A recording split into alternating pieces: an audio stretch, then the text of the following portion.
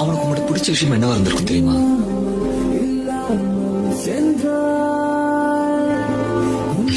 நீ எல்லாத்துக்கும் உழைஞ்சு கொடுத்து போயிருப்ப. தொட்டனை விட்டுட்டு போயிட்டான். அட்ஜஸ்ட் பண்ணு. ஓ அதுவா? எனக்கு தப்பா படிச்சு சொன்னேன். தப்பா பட்டா எது வேணா சொல்லிடுறதா? இங்க சொல்றது எப்படி சொல்றதுன்னு இல்லையா? ஆனா எனக்கு பிடிச்ச பொண்ணுகிட்ட, நான் விரும்புற பொண்ணுகிட்ட சொன்னேன். அது உனக்கு உங்களுக்கு தப்பா தெரிஞ்சா